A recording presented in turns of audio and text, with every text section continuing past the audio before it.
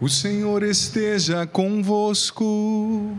Ele está no meio de nós. Proclamação do Evangelho de Jesus Cristo, segundo João. Glória a vós, Senhor. Naquele tempo, muitos dos discípulos de Jesus que o escutaram disseram: essa palavra é dura, quem consegue escutá-la? Sabendo que seus discípulos estavam murmurando por causa disso, Jesus perguntou: isto vos escandaliza? E quando virdes o Filho do Homem subindo para onde estava antes? É o Espírito que dá a vida, a carne não adianta nada. As palavras que vos falei são Espírito e vida, mas entre vós há alguns que não creem. Jesus sabia desde o início quem eram os que não tinham fé e quem havia de entregá-lo. Por isso acrescentou: é por isso que eu vos disse, ninguém pode vir a mim, a não ser que lhe seja concedido pelo meu Pai. A partir daquele momento, muitos discípulos voltaram atrás e não andavam mais com ele. Então Jesus disse aos 12: vós também quereis ir embora? Simão Pedro respondeu: a quem iremos, Senhor? Tu tens palavras de vida eterna. Nós cremos firmemente e reconhecemos que tu és o Santo de Deus. Palavra da salvação. Glória a vós, Senhor. Senhor, nós te pedimos que pela ação do teu Espírito Santo, nosso entendimento, nosso ser, seja aberto para que nós recebamos a tua palavra. Vem, Espírito Santo, abrir o nosso entendimento, o nosso coração, nos dar docilidade para acolher a palavra de Deus. Louvado seja nosso Senhor Jesus Cristo. Ave Maria, cheia de graça, o Senhor é convosco. Bendita sois vós entre as mulheres, bendito é o fruto do vosso ventre, Jesus. Santa Maria, Mãe de Deus, rogai por nós, pecadores, agora e na hora de nossa morte. Amém. Glória ao Pai, ao Filho e ao Espírito Santo. Como era no princípio, agora e sempre. Amém. Meus queridos irmãos aqui presentes, os poucos que estão aqui, podemos nos sentar, acho que a maioria já está sentada. Quem nos acompanha em casa também. No encerramento do Abraça, Canção Nova Abraça São Paulo 2021. Que maravilha a gente poder refletir sobre uma liturgia tão rica. E como eu disse, veja bem, o Evangelho de João, capítulo 6, que é o chamado discurso do pão da vida. Olha, o espaço aqui é um pouco pequeno, mas o padre é um pouco inquieto na hora da homilia, eu gosto de andar um pouquinho. Então eu vou para lá, vou voltar, e aí vou me situando. Eu deixo o que eu preparei aqui sobre o ambão e vou voltando. Enfim, esse discurso de Jesus, chamado Discurso do Pão da Vida, João capítulo 6, é um discurso muito grande, são mais de 60 versículos na verdade, e segundo muitos estudiosos da Bíblia, foi por causa desse versículo, por causa desse capítulo, melhor dizendo, que Jesus foi entregue à morte para os judeus. Porque veja bem, filho, filha, hoje nós estamos aqui, né? Olha só que o altar, os cinegrafistas podem mostrar para a gente, as velas, o cálice, tudo está aqui preparado para o banquete do Cordeiro, que é a Eucaristia, né? Hoje a missa é uma realidade. Faz 2 séculos que a igreja celebra missas, né? Desde o início do cristianismo. Você sabia que a oração eucarística 2, por exemplo, foi composta por Santo Hipólito de Roma no século II. Desde o século II a gente reza a oração eucarística 2, por exemplo. Então hoje é uma verdade, você olha aqui, você vê o pão, você vê o vinho, você vê o sacerdote com essa veste bonita, né?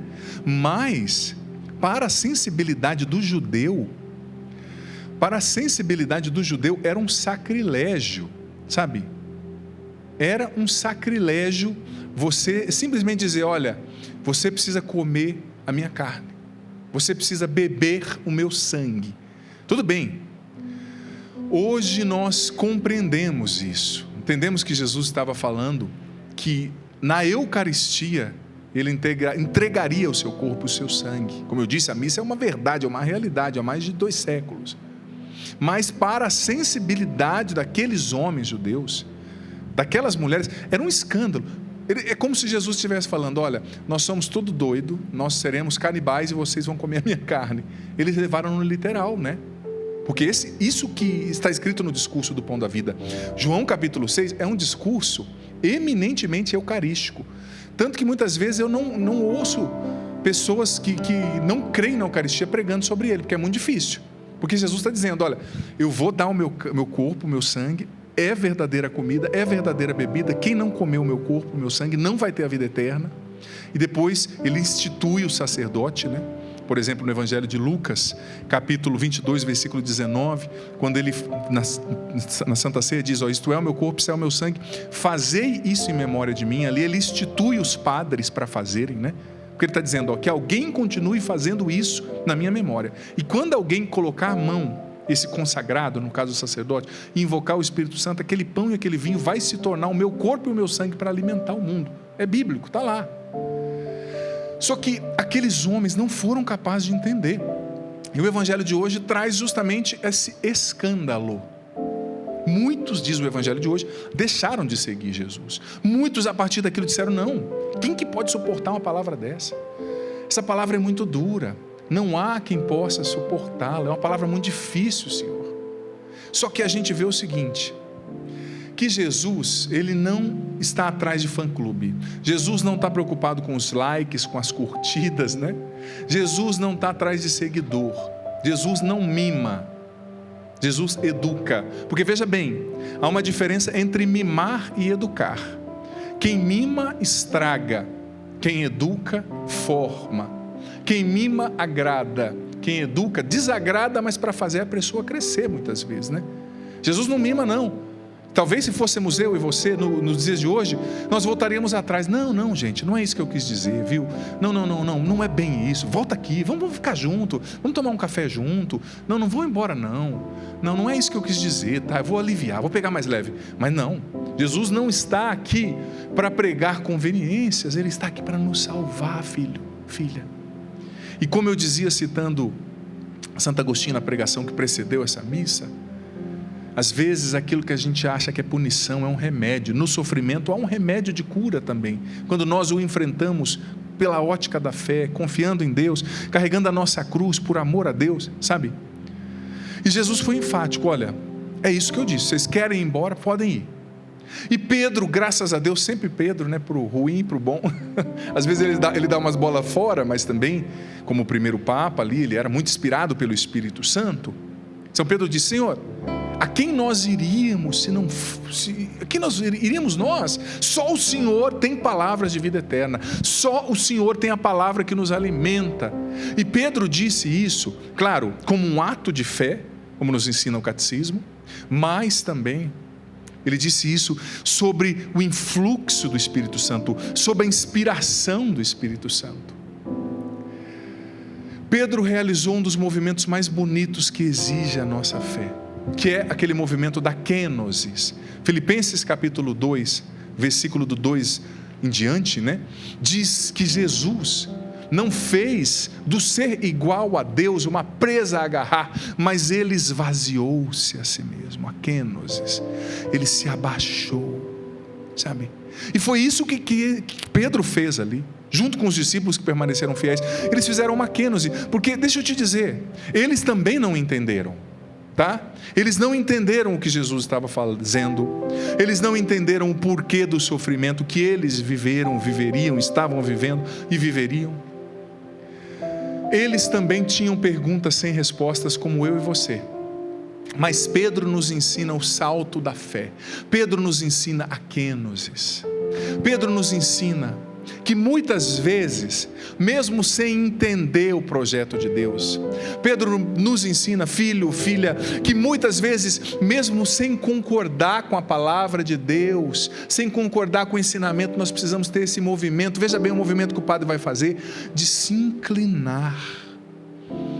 Esse movimento de inclinar o próprio raciocínio, de inclinar as próprias ideias, de inclinar a própria razão, para acolher o projeto de Deus que é maior que o meu, para acolher a vontade de Deus. Veja bem, é preciso humildade para seguir a Deus, é preciso disposição, é preciso esse esvaziamento da alma, tá? É esvaziar.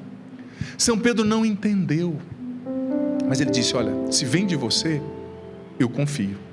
Eu não sei o que é, mas se o Senhor está pedindo, Jesus, eis-me aqui. Senhor, eu não entendi nada, eu não sei o que o Senhor quer dizer com isso, mas eu me submeto. Gente, São João Crisóstomo, doutor da igreja, dizia que Deus nos ama muito mais do que nós amamos a nós mesmos.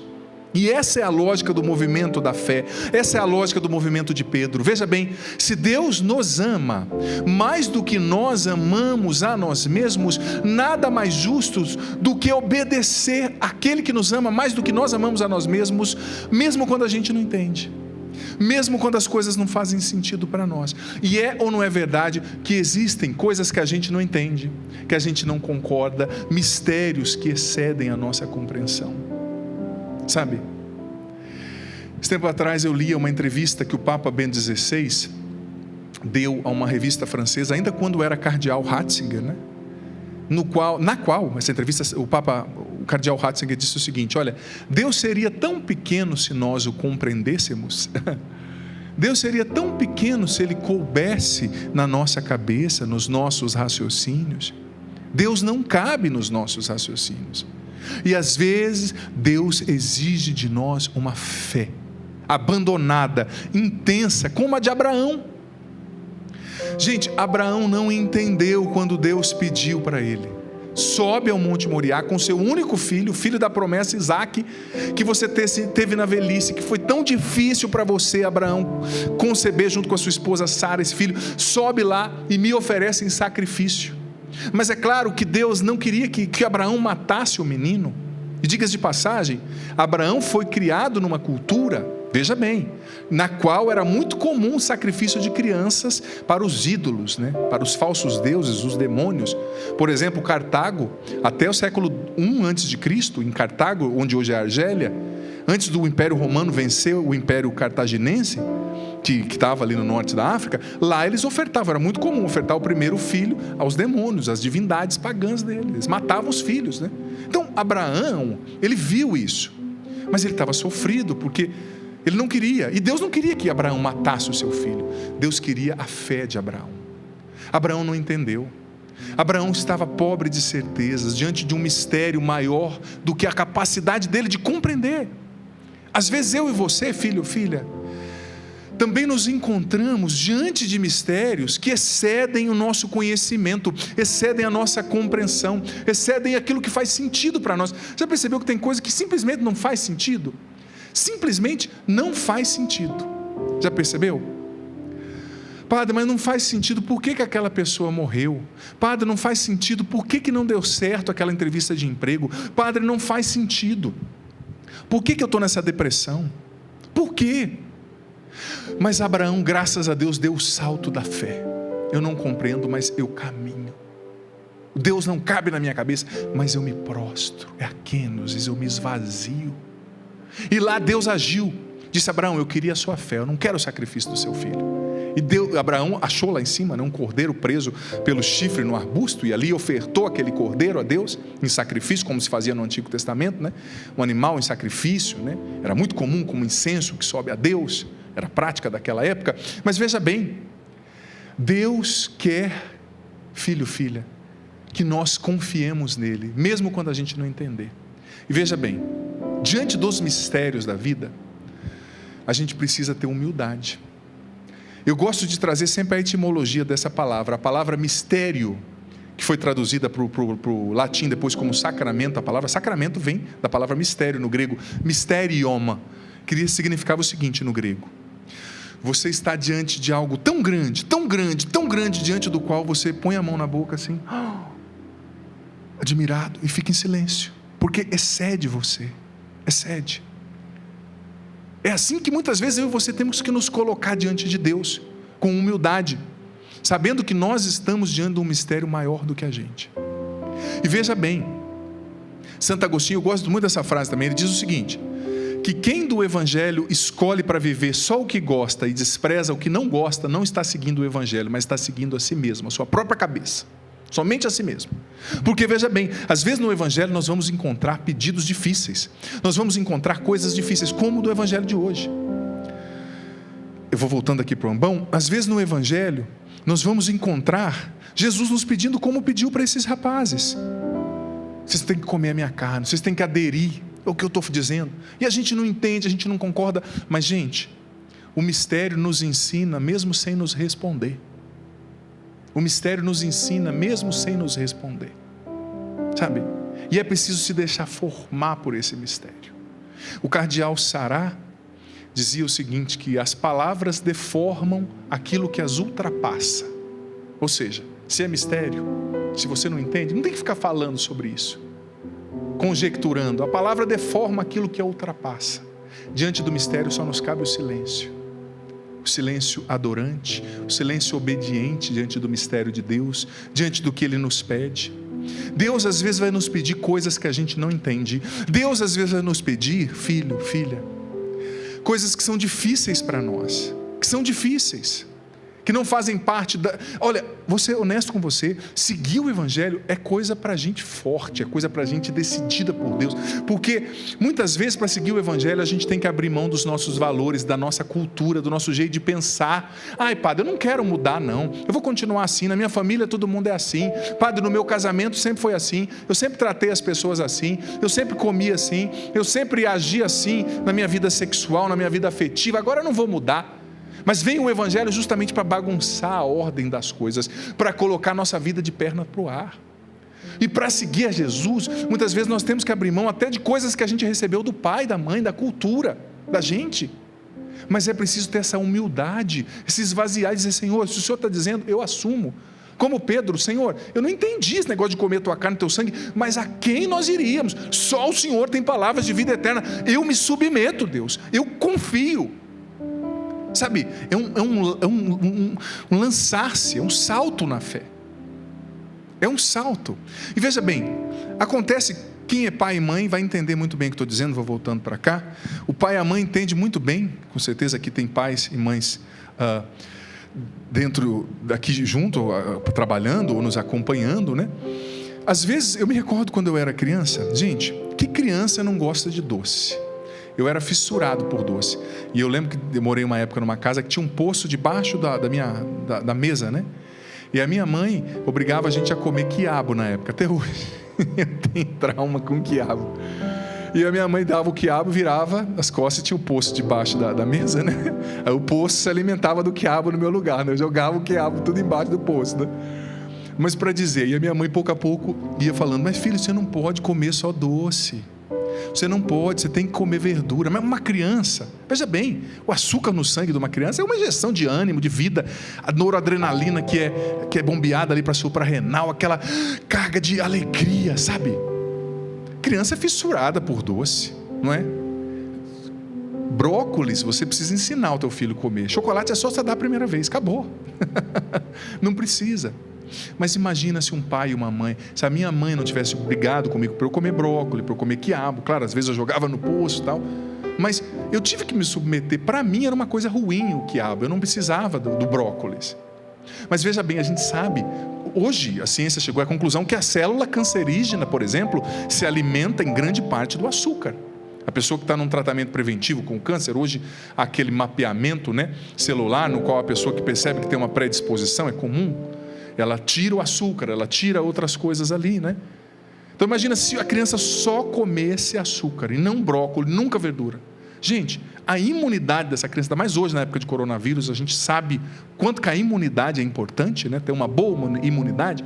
A criança teria uma péssima imunidade, salvo raras exceções, e isso afetaria o desenvolvimento, porque só açúcar não dá. Então às vezes a mãe briga, a mãe obriga, e eu fazia um drama. Duvido que vocês que estão aqui olhando com essas cara de quem nunca comeu verdura, obrigado, nunca viveram isso. Minha mãe me obrigava, e talvez a sua te obrigava, e tomara que as mães obriguem mesmo a comer, ensinem a comer brócolis, comer coisas que precisam, mas é como no movimento nosso com Deus. Às vezes a gente está vivendo uma coisa, a gente está dizendo: Senhor, eu quero só açúcar, o açúcar do prazer, de fazer só do meu jeito, de continuar sendo um grosso, uma grossa, de continuar vivendo do meu jeito, sem colocar Jesus no centro, sem obedecer a palavra, sem honrar meu pai e minha mãe, sem honrar minha esposa, sem honrar meu esposo. Você viu que a segunda leitura está falando de honrar, que a esposa tem que honrar o esposo, mas também que o esposo tem que dar a vida pela esposa, tem que tratá-la como a própria carne, cuidando dela, honrando-a, sabe? Talvez você quer ficar preso nessa açúcar do que você fez a vida inteira. É assim mesmo, padre. Esse evangelho é exigente. Não, deixa como está. Deixa como está, padre. Mas o evangelho é exigente, sim. Mas é uma exigência para salvar, para nos dar o céu, para nos fazer viver melhor, filho, filha. É um movimento de esvaziamento, de inclinar-se, que vale a pena viver, que é necessário para a salvação, sabe? É essencial. É como uma mãe que obriga a comer brócolis, como eu disse. Talvez eu e você estejamos com o açúcar, viciados no açúcar do prazer, o açúcar do vício, o açúcar do costume de falar mal de todo mundo, o açúcar de uma vida de mentiras, vida dupla, uma vida sem ter Deus no centro. Mas Deus está nos dizendo: come esse brócolis, porque lá na frente vai te fortalecer. E a gente vê hoje muitas das pessoas que infelizmente têm falecido, claro, salvo raras exceções, até mesmo pelo coronavírus, muitas pessoas com imunidade frágil, muitas pessoas com comorbidades, que claro, eu não estou aqui fechando esse conceito, a reflexão é ampla, mas que talvez tivesse tido um histórico, né, de uma alimentação mais saudável, de uma vida menos sedentária, teria mais condições imunológicas para resistir à doença. Mas não adianta, imunidade física não se improvisa. Não adianta você viver a vida inteira de açúcar e um mês antes de pegar coronavírus comer só brócolis. Não, o corpo reage com aquilo que você dá para ele. E também a imunidade espiritual da mesma forma. Não adianta você querer improvisar no dia de morrer: eu aceito Jesus. Não, você tem que aceitar na sua vida. Você tem que fazer de Jesus uma prioridade para você, porque é muito fácil. Diferente de uma pessoa que não tem consciência, mas a pessoa que tem consciência e fica brincando com a vida, para quando eu morrer eu aceito. Não, é agora. Jesus está chamando você, é você mesmo. Jesus está chamando você a aderir ao projeto dele. Jesus está chamando você a aderir ao sonho dele. Veja bem, e às vezes na vida da gente tem que ser humilde para se deixar formar por Deus. Eu lembro, quando eu morava aqui na missão em São Paulo, coordenando os Abraça São Paulo, como eu fui formado por Deus. Formado na escola, às vezes, da humilhação, como eu dizia na pregação anterior, da humildade, da provação. Eu imagino, antes desse evento, quantas batalhas esses irmãos viveram aqui da missão Canção Nova em São Paulo, porque antes dos nossos eventos, era uma batalha espiritual tremenda. Nós jejuávamos, nós rezávamos, porque não é fácil fazer um evento para evangelizar numa cidade como essa, com tantos contrários, com tantas ideologias, com tantas coisas contra Deus, contra a fé, sabe? Eu me recordo no evento do Morumbi, já contei essa história, que foi maravilhoso, aquele estádio do Morumbi lotado, milhares de pessoas, e acabou o evento, sabe? Eu lembro que deu um problema com a equipe que iria fazer a limpeza, e nós tínhamos um tempo para entregar o estádio, tinha que entregar no outro dia, acho que às 11 da manhã, e a equipe que foi contratada para a limpeza deu um problema, não conseguiu. Tinha pregado no evento, celebrada a missa, aquela coisa linda, aquele monte de gente, cliques, imagens, fotos, acabou. Em primeiro lugar, eu que dirigia o caminhão, né? Porque acho que só tinha carteira de caminhão eu e, se eu não me engano, o Ítalo, que é o nosso responsável da TV, mas ele estava com as coisas da TV. Aí eu tirei a casula, já fui dirigir o caminhão para tirar as ferragens que tinha que sair lá de dentro do estádio. E virei a noite inteira lavando e limpando os banheiros do estádio do Morumbi. Nossa, eu não vou nem falar o que eu encontrei naquele banheiro daquele estádio. O evento cristão, eu falei, meu Deus, civilidade aqui passou longe, né? Limpando mesmo urina, limpando fezes a noite inteira, sem os instrumentos para limpar. Mas ali Deus foi me formando na humildade, né? Para evangelizar tem que ter humildade, formando na resiliência, né? Eu cheguei no Morumbi 3:30 da manhã, 4 da manhã, no domingo, e saí na segunda, 12:30, direto trabalhando. Claro, não foi planejado assim, mas aconteceu. Os irmãos também, muitos lutaram, trabalharam muito. Claro, a gente nem sempre acerta em tudo, né?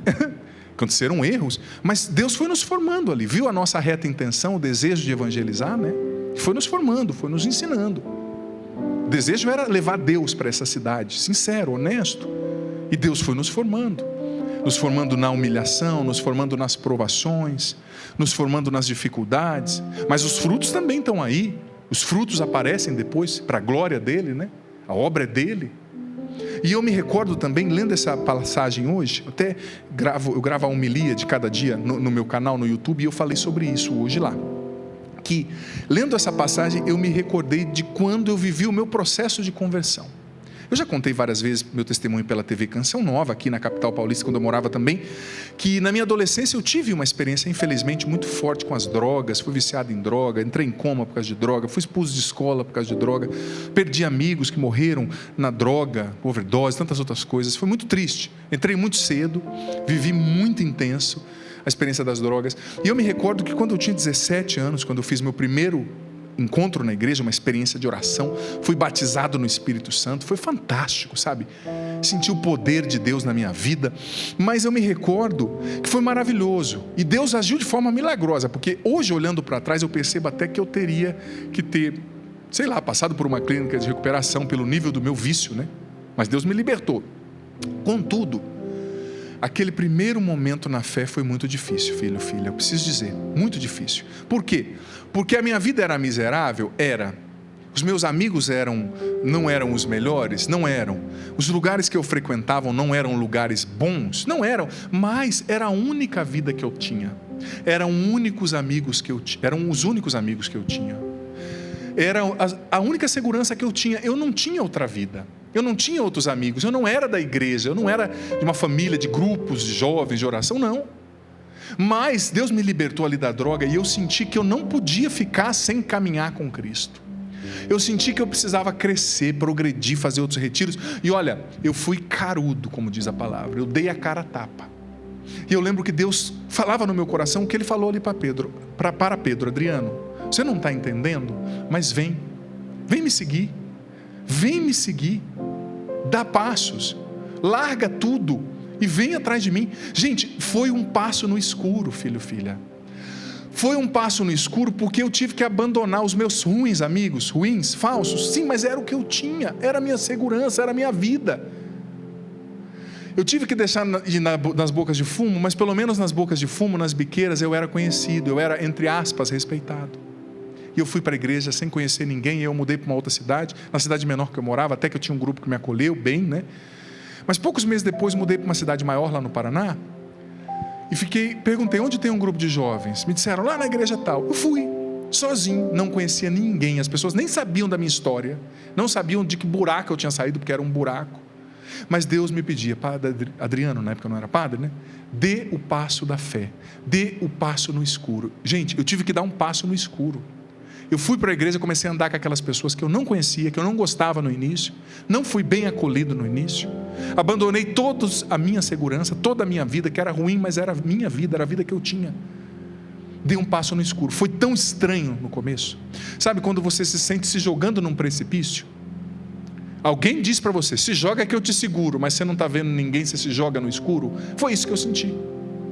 Mas esse é o passo da fé que Pedro e os apóstolos tiveram que dar no Evangelho. O passo da fé. Gente, eu tive que, jovenzinho, tinha 17 para 18 anos, me abandonar. Mas foi maravilhoso, porque, claro, no começo foi desafiante, eu não vou negar.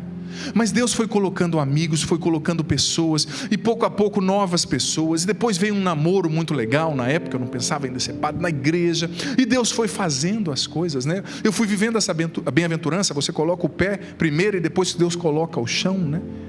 Mas é preciso essa fé madura nem digo, ousada, né? Humilde, confiante, que diz, Pai, eu não entendo, mas eu me submeto. Em outras palavras, foi isso que Pedro disse. Pai, eu não entendo, mas eu me submeto. A quem iria eu, se só Tu tens palavras de vida eterna? É um passo no escuro. Para viver o abraço de Deus, para se deixar abraçar por Deus, para levar esse abraço a outras pessoas, é preciso viver o salto da fé. O ato de fé que Santo Tomás de Aquino dizia. O ato de fé, dizia Santo Tomás na Suma Teológica, é também um ato iluminado pelo Espírito Santo, através do qual você adere. Eu adiro a uma verdade de Deus, mesmo não concordando com ela, porque eu sei que Ele me ama e eu me submeto. Só que nós estamos num tempo, veja bem, concluo dizendo isso, nós estamos num tempo no qual as pessoas são tão egoístas. Nós estamos num tempo no qual as pessoas são tão centradas em si mesmo, antropocêntricas, esse é o termo, né? O ser humano é tão centrado em si mesmo que ele acha que ele é o máximo. As pessoas de hoje esquecem que vão morrer, se acham a única geração do mundo, se acham perfeitas, acham que Deus tem que se adaptar, Deus tem que se adaptar aos meus gostos. As pessoas querem um Deus self-service, delivery. Eu vou lá e escolho o que eu quero do Evangelho e desprezo o que eu não quero. As pessoas querem um Deus light, com baixos teores de espiritualidade, um Jesus light, baixos teores de espiritualidade, uma fé que não incomoda ninguém, uma fé bonita, está todo mundo certo, todo caminho salva, tudo está bonito, tudo muito politicamente correto. Só que esse não é o Jesus da Bíblia. Não é todo caminho que salva, não. Quem salva é Jesus Cristo, Ele é o caminho, a verdade e a vida. Nem todo caminho leva para Deus, nem toda religião leva para a salvação. Jesus está dizendo, é duro isso, padre. Mas Jesus está falando, vocês querem me deixar também? Pode me deixar, mas eu não vou amaciar, porque a verdade do céu não se negocia. Só que veja bem, as pessoas, nós somos tão superficiais que nós nos achamos a única bolacha do pacote. A gente, porque, veja bem, cada geração tem a sua moda, os seus modismos, né? O Papa Bento XVI fez um discurso muito bonito sobre isso, certa vez. Cada geração tem os seus modismos. Então veja bem, o tipo de pregação que agradaria o seu avô, não agradaria o seu neto. O tipo de pregação que agrada o seu pai, não agrada a sua mãe, ou não agrada você, que é de outra geração. Porque cada geração tem os seus modismos, até na pregação. Cada geração tem os seus valores. Então, o Papa Pio X dizia que a igreja que se casa com uma geração fica viúva na outra geração. Você está entendendo? Ou seja, se eu pregar agora um evangelho adocicado, um evangelho muito motivacional, um evangelho muito positivo, é muito dinheiro, 5 passos para você ficar rico, 5 passos para você ganhar tudo, até a sua oração, até para o cabelo voltar, lipoaspiração espiritual, silicone espiritual, vai encheria, mas não é por aí. O Evangelho não vai se adaptar aos nossos gostos. O Evangelho não vai ser uma receita para agradar a sensibilidade desse tempo, porque daqui a 10 anos o tempo muda, as pessoas mudam. O Evangelho, a palavra é soberana, ela precisa ser sempre, ter primazia dentro de nós, e é preciso se submeter. Eu me esvazio. Deus, o Senhor é Deus, eu sou uma criatura, eu não entendo, mas eu quero te obedecer. Eu diante do mistério fico em silêncio e deixo o Senhor me formar, deixa o Senhor me conduzir, deixa o Senhor me encher com a tua presença. Enfim, se você em casa puder, fique em pé para a gente rezar um pouquinho. Eu nem vou me estender tanto agora, a gente reza mais depois na ação de graças também, mas eu quero só fazer, se você puder, quem está aqui em casa, fique em pé agora. Pedro também foi capaz de professar muitas verdades, filho, filha, porque ele recebeu essa iluminação do Espírito Santo, que é o pressuposto do ato de fé, né, que diz Santo Tomás de Aquino na Suma Teológica. É difícil para a gente entender muitas coisas, mas com sinceridade agora, eu quero convidar você aqui, você em casa, a pedir ao Espírito Santo que venha sobre você, mas sobretudo que venha sobre a sua mentalidade, sobre os seus princípios, raciocínios, valores. Talvez a sua mentalidade foi formada pelas séries, talvez a sua mentalidade foi formada pela internet, pelo YouTube, não pelo Evangelho. Por isso que muitas coisas rangem para você, por isso que muitas coisas você interpreta como preconceito. Mas peça o Espírito Santo agora que venha sobre a sua mente. Solta a tua voz agora, você aqui, você em casa, filho, filha, com as suas palavras. Com as suas palavras, peça agora o Espírito Santo sobre você. Com as tuas palavras agora, solta a tua voz, você aqui, você em casa, levanta os seus braços se você puder. Solta a sua voz e peça agora o Espírito Santo que venha sobre você. Peça agora o Espírito Santo que te encha. Peça agora o Espírito Santo que te batize. Peça agora o Espírito Santo que mude, que transforme, filho, filha, a sua mentalidade, os seus valores, a sua maneira de pensar. Peça ao Espírito Santo que venha sobre você. Vem, Espírito Santo, encher o nosso coração. Vem, Espírito Santo, encher a nossa mente. Vem, Espírito Santo, encher a nossa alma. Vem, Espírito de Deus. Eu peço, vem sobre nós que estamos aqui, Espírito Santo. Vem sobre quem nos acompanha em casa, Espírito Santo. Vem, Espírito Santo de Deus. Transforma a nossa maneira de pensar. Transforma a nossa maneira de agir, de sentir, os nossos conceitos, valores, princípios, mentalidade. Transforma agora, Espírito Santo.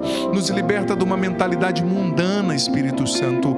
Nos liberta de uma mentalidade formada pelos valores desse tempo, desse mundo, valores contrários a Deus, contrários ao Evangelho. Vem, Espírito Santo, nos batiza e nos enche agora, eu te imploro. Vem, Espírito Santo, nos convença agora a respeito do pecado, da justiça e do juízo. Pai, no nome de Jesus, batiza-nos com o teu Espírito Santo agora abundantemente. O Senhor está nos chamando, nós queremos te seguir, Pai, mas derrama o teu Espírito Santo sobre nós, nos enchendo, iluminando a nossa mente, o nosso coração, todo o nosso ser. Nós queremos te seguir, nós queremos caminhar com o Senhor até o fim, mas para nós é difícil. Vem, Espírito Santo, nos convence. Vem, Espírito Santo, nos dá o entendimento de tudo que ouvimos aqui agora. Vem, Espírito Santo de Deus, encher o nosso coração, a nossa mente, a nossa alma. Nos dê o entendimento do que ouvimos. Batiza o nosso coração, Espírito Santo. Dá-nos a graça de viver o ato de fé, Espírito Santo. Dá-nos a graça de nos prostrar, Espírito Santo, de nos dobrar diante da vontade de Deus, diante da verdade do Evangelho, Espírito Santo.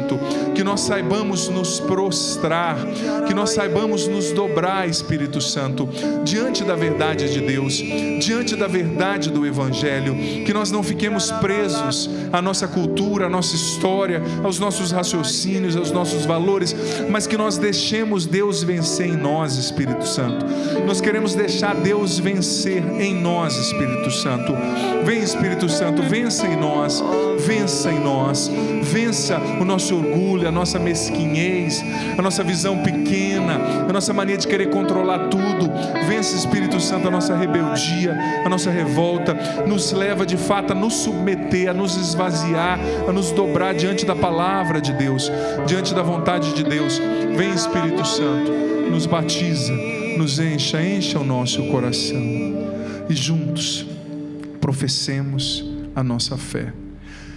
Creio em Deus Pai Todo-Poderoso, Criador do céu e da terra, e em Jesus Cristo, seu único Filho, nosso Senhor, que foi concebido pelo poder do Espírito Santo, nasceu da Virgem Maria, padeceu sob Pôncio Pilatos, foi crucificado, morto e sepultado, desceu à mansão dos mortos, ressuscitou ao terceiro dia, subiu aos céus, está sentado à direita de Deus Pai Todo-Poderoso, donde há de vir e julgar os vivos e os mortos.